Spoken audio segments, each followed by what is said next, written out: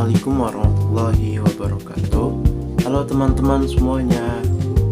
Semoga semuanya diberikan sehat walafiat dan juga berikan penuh barokah hidupnya ya. Baik, langsung saja. Perkenalkan, nama saya Rifat Isra Firdaus. Saya asal dari Universitas Primagraha yang terletak di Ciceri, Serang, Banten. Pada kesempatan kali ini saya akan membahas salah satu topik yang penting dalam mata kuliah saya, yaitu mata kuliah pengantar bisnis internasional. Globalisasi saat ini, kegiatan bisnis tidak lagi terbatas pada suatu negara saja. Banyak perusahaan yang melakukan ekspansi ke pasar internasional. Untuk apa? Untuk meningkatkan daya saing dan memperluas jangkauan usahanya. Oleh karena itu, pemahaman mengenai bagaimana perusahaan menjalin kerjasama lintas negara serta strategi yang digunakan dalam bisnis internasional menjadi hal yang sangat penting, teman-teman. Pada vlog kali ini, saya akan membahas dua materi utama, yaitu kerjasama dalam bisnis internasional dan strategi bisnis internasional. Pembahasan ini bertujuan untuk memberikan gambaran mengenai bentuk-bentuk kerjasama antar tim ataupun dalam tim, antar negara dalam dunia bisnis yang diterapkan perusahaan agar dapat bertahan dan bersaing di pasar global. Pembahasan terlebih dahulu, kita akan membahas mengenai kerjasama dalam bisnis internasional, mulai dari pengertian, tujuan, hingga bentuk-bentuk kerjasama yang sering diterapkan oleh perusahaan multinasional. Kita masuk ke pembahasan yang pertama ya guys, yaitu kerjasama dalam bisnis internasional. Mengapa sih adanya bisnis kerjasama dalam bisnis internasional? Dikarenakan kerjasama dalam bisnis internasional adalah hubungan kolaboratif antar perusahaan, pemerintah atau lembaga dari dua negara atau lebih yang bertujuan untuk memperoleh keuntungan bersama dalam kegiatan ekonomi lintas negara. Kegiatan ini atau kerjasama ini mencangkup aktivitas seperti produksi, distribusi, pemasaran, investasi, hingga alih teknologi.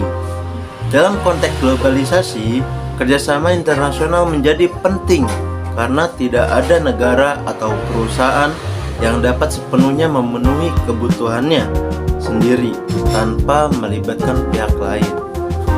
Nah, ada juga di sini teman-teman, tujuan kerjasama bisnis internasional.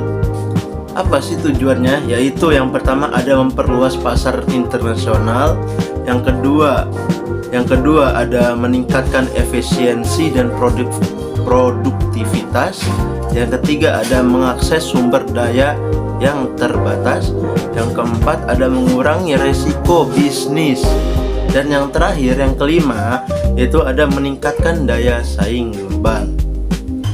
Yang pertama, memperluas pasar internasional. Perusahaan dapat menjangkau konsumen baru di luar negeri. Dan yang kedua, meningkatkan efisiensi dan produktivitas. Melalui apa? Melalui pembagian sumber daya dan spesialisasi. Dan yang ketiga, mengakses sumber daya yang terbatas seperti bahan baku, tenaga kerja, terampil, dan teknologi. Dan yang keempat, mengurangi risiko bisnis. Risiko ditanggung bersama antar mitra bisnis. Oke? Dan yang terakhir itu meningkatkan daya saing global. Kerjasama memungkinkan perusahaan bersaing dalam perusahaan multinasional yang terbesar. Nah, ada juga guys bentuk-bentuk kerjasama dalam bisnis internasional. Apa aja? Yang pertama ada joint venture, yang kedua analiansi strategis, yang ketiga ada lisensi, yang keempat ada waralaba, yang kelima ada ekspor dan impor. Nah, apa sih yang dimaksud dengan joint venture? Joint venture adalah dua atau lebih perusahaan dari negara berbeda membentuk perusahaan baru dengan kepemilikan bersama. Dan yang kedua, aliansi strategis, kerjasama tanpa membentuk perusahaan baru, biasanya untuk tujuan tertentu seperti riset atau pemasaran gitu guys. Dan yang ketiga ada lisensi.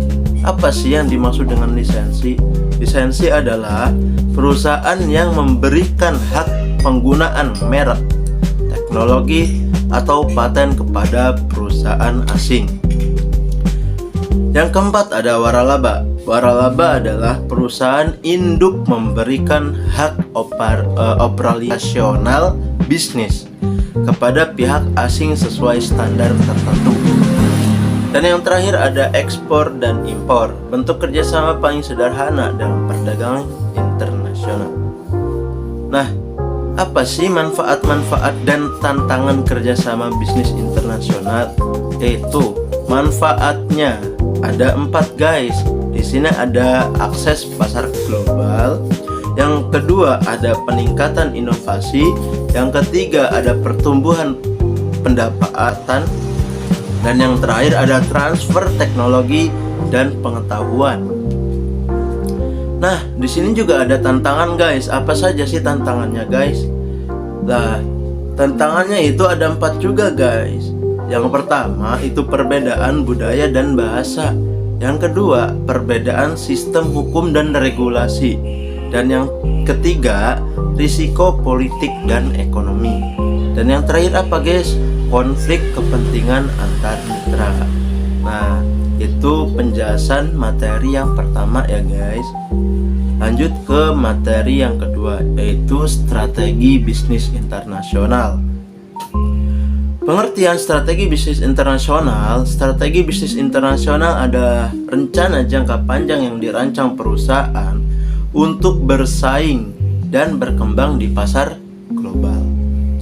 Dengan mempertimbangkan faktor lingkungan internasional seperti budaya, hukum, ekonomi, dan persaingan global, strategi ini menentukan bagaimana perusahaan memasuki pasar luar negeri, bersaing, dan mempertahankan keunggulan kompetitif. Apa sih tujuan dari strategi bisnis internasional itu teman-teman? Yaitu tujuannya meliputi 1. Mencapai keunggulan kompetitif global. Dan yang kedua, meningkatkan pangsa pasar internasional. Yang ketiga, itu ada memaksimalkan keuntungan perusahaan. Yang keempat, mengoptimalkan penggunaan sumber daya global. Yang kelima, penyesuaian produk dan operasi dengan pasar lokal. Nah, di sini juga ada jenis-jenis strategi bisnis internasional loh guys. Yang pertama, ya jenis strateginya yang pertama yaitu strategi internasional. Produk dan strategi dari negara asal digunakan di pasar luar negeri dengan sedikit penyesuaian. Yang kedua, ada jenis strategi multidomestik. Produk dan pemasaran sesuai dengan kondisi dan preferensi pasar lokal. Dan yang ketiga ada jenis strategi global. Produk distandarisasi untuk semua negara guna mencapai efisiensi biaya. Dan yang keempat, yang terakhir ada jenis strategi transnasional, menggabungkan efisiensi global dan fleksibilitas lokal. Apa sih guys yang faktor-faktor yang mempengaruhi strategi bisnis internasional? Kalian tahu nggak? Nah, kalau nggak tahu, saya akan kasih tahu nih. Faktor-faktornya yaitu yang pertama ada faktor dari lingkungan ekonomi. Contohnya dari nilai tukar, inflasi, dan daya beli. Dan yang kedua ada faktor dari lingkungan politik dan hukum. Contohnya dari kebijakan perdagangan, pajak, dan regulasi. Dan yang ketiga itu ada faktor dari budaya dan sosial. Misalnya dari nilai, kebiasaan, perilaku konsumen. Keempat, itu faktor dari teknologi dan inovasi. Dan yang terakhir itu faktor dari persaingan global, guys. Apa sih dan adakah tantangan dalam melakukan strategi bisnis internasional? Tentu ada, teman-teman. Apa saja tantangannya? Yaitu yang pertama, perbedaan budaya bisnis. Yang kedua, fluktuasi nilai tukar. Yang ketiga, risiko geopolitik. Yang keempat, kompleksitas manajemen lintas negara, persaingan yang ketat di pasar global. Oke guys, kesimpulannya, kerjasama dalam bisnis internasional merupakan fondasi penting, guys, bagi perusahaan untuk memperluas jangkauan dan memperkuat posisi di pasar global. Sementara itu, strategi bisnis internasional berperan sebagai panduan utama bagi perusahaan dalam menentukan arah, metode, dan kebijakan operasional di pasar internasional. Keduanya saling berkaitan. Kenapa sih bisa saling berkaitan? Karena kerjasama internasional tanpa strategi yang tepat akan sulit mencapai keunggulan atau keberhasilan, ya guys.